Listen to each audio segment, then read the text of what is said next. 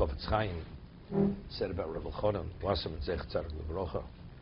Rebbe Chonon knew Shas, word by word. Whatever he studied, he retained. And Rebbe Chonon did not have a photographic memory.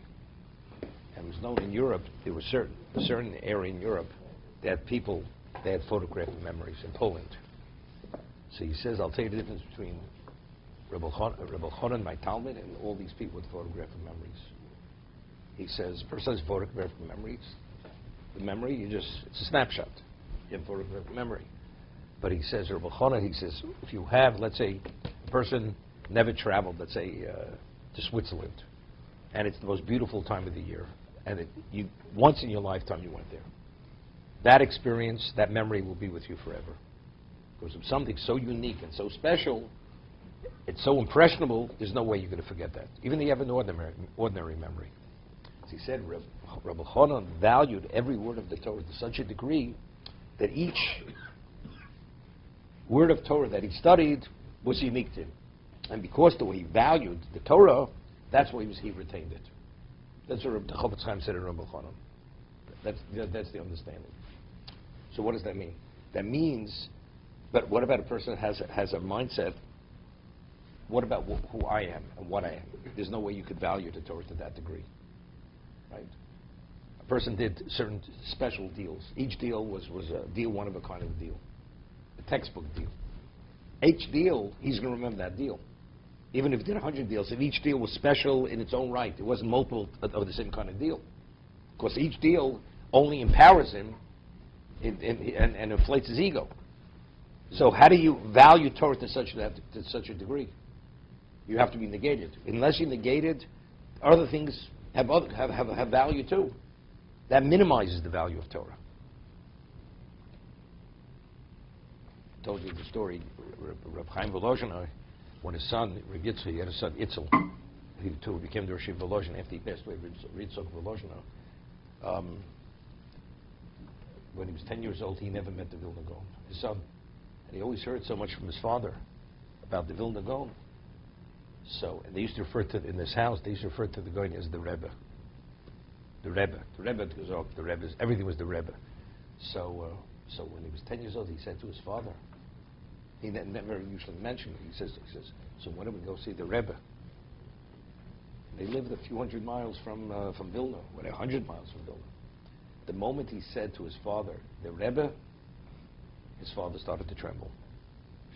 Because he envisioned at that moment the Vilna Gaon before he started to tremble. Reb Chaim Volozhin. You know, Reb Chaim Volozhin was no slouch. Right? What are you trembling? Do you know what it means to tremble? That means he was so negated to his Rebbe, and that's why he was the Talmud Muvak of his Rebbe. That's why every word that he studied from his Rebbe he retained. And that's what he's saying. Because if you're negated, so there's nothing but that. Therefore it sticks. Therefore you retain it all. Okay, let's see the Mishna Berura over here, Mechaber.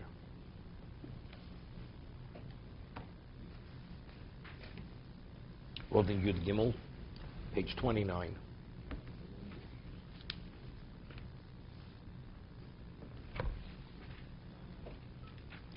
Okay, Siman Ches Haloch Yud Gimel. Halovi ish talis koten v'vorech olov.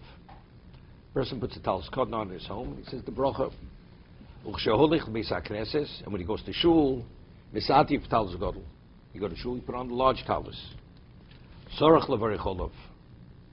Although you had said a bracha at home, and even if you had in mind, when you said the bracha at home that you cover the talis in shul, you're required to say a bracha on the talis godel. Why? Because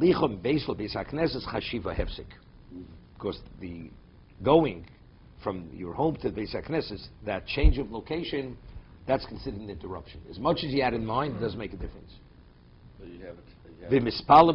So what about if he's davening at home? He puts on his talis in his home and he's going to daven at home. If his mind said also that the bracha on talis should cover the talis godel, although hifsik being time b'sicha, and he didn't interrupt with speaking over dvar macherim or other things which would be considered a hefsik, and it's allows levorich. There's no reason to say a bracha on talis godel. The bracha on talis cotton covers the talis godel. So if you're continually wearing the talis kata, it's not like you're continually eating a meal where you don't have to say another bracha. continuing wearing the talis katan and then you put a talis gadol on, you have to say another bracha. Okay, well, I wanted to address the example you're giving, continuously eating a meal. When you continuously eat the meal, you're eating at the same location. So why should you say another bracha? He's saying here, if you put the talis gadol in the same location we put talis katan, and you had in mind, there's no hefsek. It says if there's no hefsek, so it's like you're continuing to do the mitzvah. We had that yesterday. It's a bracha shein l'tzricha. It's a bracha shein l'tzricha. You should have in mind. He says just the other way. That when, if you know you can put it on afterwards, you should wait for talis gadol. Say the bracha talis gadol to cover the talis katan. Not the talis katan should cover the talis gadol. But saying two separate brachas would be a bracha shein l'tzricha. Mishna Berura said. Okay. Even though it's continuous, you have the talis katan on, and you're carrying the mitzvah of a talis katan. We're talking about the bracha covering. What? I'll give you an example. The halacha is you drink a cup of coffee, okay? And you walk outside. With a cup of coffee? No, you walk out, now you go back into your house. And you continue drinking the cup of coffee. You have to say another shackle. You have to say another shackle on that cup. Where? I'm getting to there, you know? You start with A before you get to the Z, right? Okay. So why do you have to say another bracha? Because going out, shini mokum is a hefsek, unless it's bread. With bread or maybe we'll talk about that.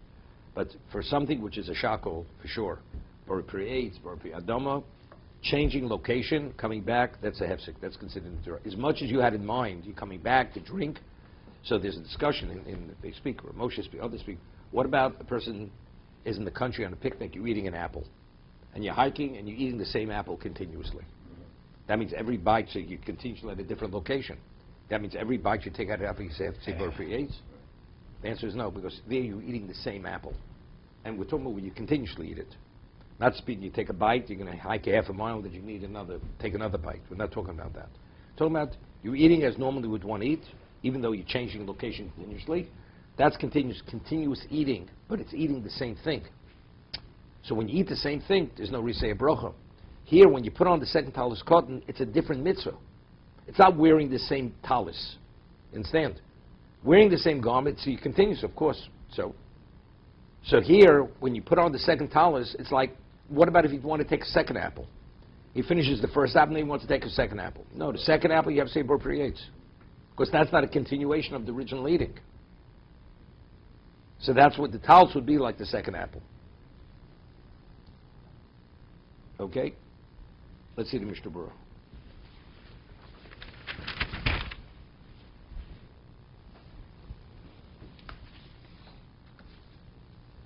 Go outside. Going outside for a second. Doesn't mean you go outside to see the mail. Right? To put a letter in the mailbox, come right back in, right in front of your house. You have to say bracha. Walking out is considered hefsek. In your house doesn't make a difference. In your house, the house could have 100 rooms. Doesn't make a difference. You're within the same structure. Really, going out of the house for a second. Going to throw out the trash outside. Right. Really? Yeah. No. Okay. Levorach Olav. Afilum tekef holche beisakres lusich daite bein time klau. He says even immediately, right after he put on talis katan, he leaves immediately to shul. And he did not have any lapse of thought. Doesn't halicha achronim iskim with the etzav halicha lochoshev hefsek. He says the achronim, they feel the walking, even though Mechaber says walking is a hefsek, they disagree. Halicha is not a hefsek. Not because halicha is a hefsek, because it's a change of location, similar to what we just said with the bracha rishona. He's literally making the same comparison. Hear this: person puts on his talis katan, goes out to put a letter in the mailbox, comes back in to the same location, and daven at home. According to them, the achronim, he has saved bracha on talis katan. Because it's not because halicha is the hefsek, but rather it's shini mokum. Although he had in mind when he said the bracha on talis katan that he's going to return in a moment and he's going to say to put on Talis Godel, David Kidvorm Sheitunim Brochel Achreim. Literally, that's the comparison. It's like something which doesn't require a bracha afterwards. We're talking about like an alamichya or birchas hamazon. Bread, you walk out, you come back, you don't have to say another bracha. Or mizonos. That's David Shtzar Brocha. That's a bracha mean shalosh, a bracha which is like the alamichya. The shim mokom havayevs kamashkosim kufayin ches ayin sivkot she'achazeh. Okay, chashiva hepsik. That's called broch. That's called ein tzor brocha lachreim. That's doesn't have the significance of birchas hamazon. If you make motzi and you're in the middle of a meal and you go out and take the trash. No, not a problem. And then you come back and you continue the meal. Can you? That's No, okay. fine. It's fine. You don't have to bench before you take the trash. See, it's cited later. It's Tosus in Psochim. What about you're middle of a meal and you want to go daven? Yeah. You want to go daven, you go to shul. Right. So if there are people at the table and you're going to continue, so we know you're not going to be stuck in shul. But let's say you're eating yourself, you go to shul. You never know, you may not come back. So since there's a chance you may not, therefore the right thing is to bench. But let's say he didn't, he comes back, he continues eating without a bracha. Right? Okay?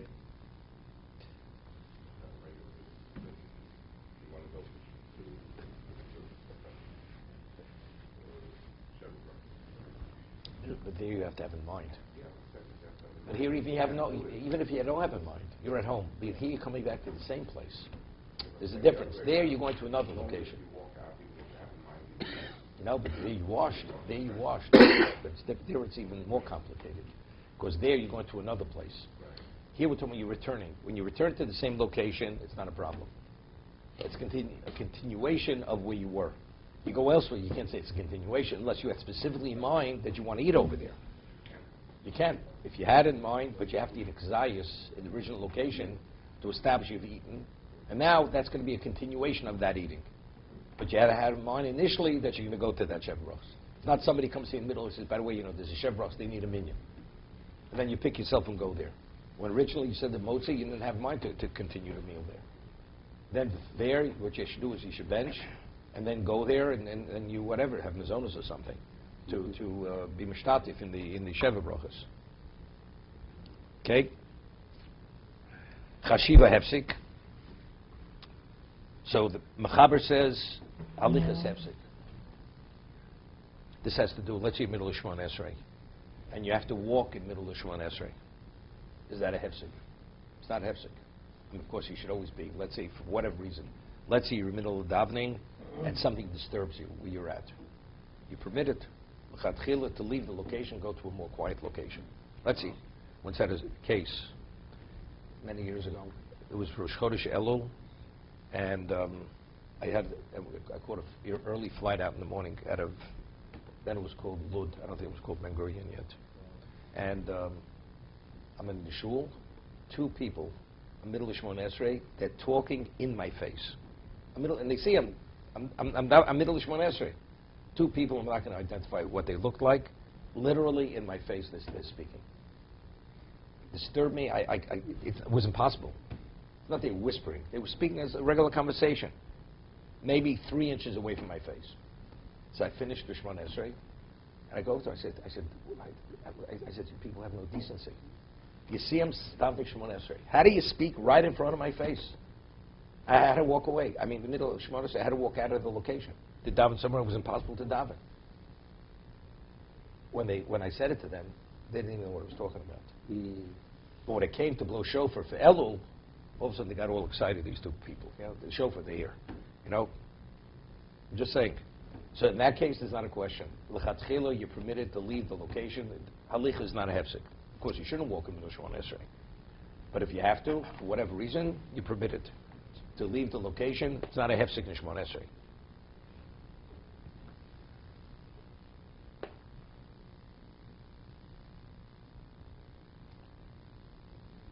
Chayodum choshes das sovim d'shini mokum lo havi hefsek. Bazer. Here Chayodum says it's not simple. If you go outside and come back, if you had in mind you put on talis cotton, then you want to cover your talis godel. Talis cotton, you go out, you return. Chayodum says it's not so simple that shini mokum is a hefsek. So we would say so brachos lo. Okay, You would say sub brochas lokel. No, no, no, no, no, no, no, no. No, that's something else. That's explicit. We're applying that to this.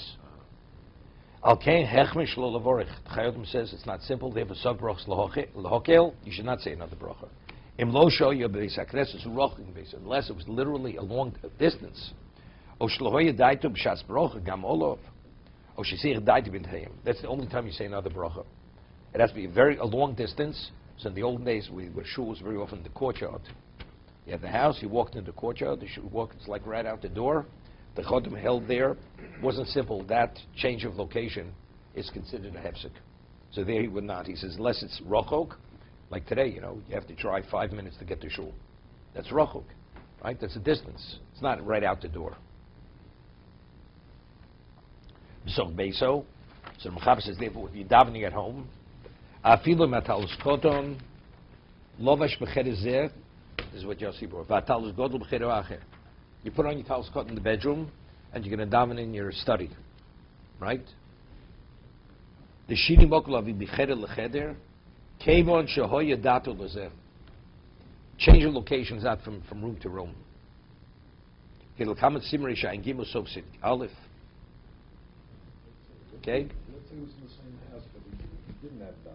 No, that's understood, and it's nothing. It's not even if you're in the same room. Right. If you didn't have das. Then why was Mishna Berura? No, say when you had in mind, even though it's going to be in another room, that's considered the equivalent of the same room. That's not shini mokom, and that's not halicha. If you were in the same location, we discussed the halacha regarding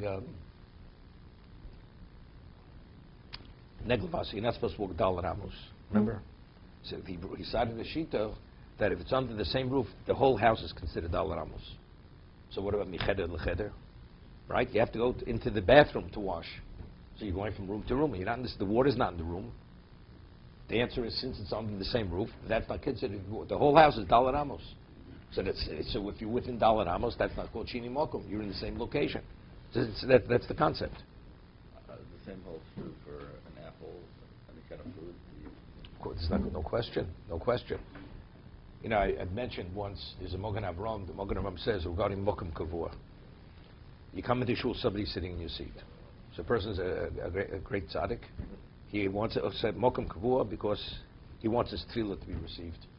So what about if he could sit next to that person, and there's room within Dalar Amos of his location? Should he even say a word to the person? Should not say a word. Anything within Dalar Amos is considered the same location. Dalar Amos is the same. It's a Mogan Avram. So if we say it's a tremendous cooler, you're not supposed to walk Dalar Amos unless you wash neglavasa. But if we say everything under the same roof is considered Dalar Amos, it's not a problem. What? No. Mokum Kavua, not. Maybe, to a certain degree, maybe. Especially if you want to embarrass somebody. No, if it's embarrassing, even if you have to go somewhere else, you shouldn't embarrass someone else. Right? To be continued.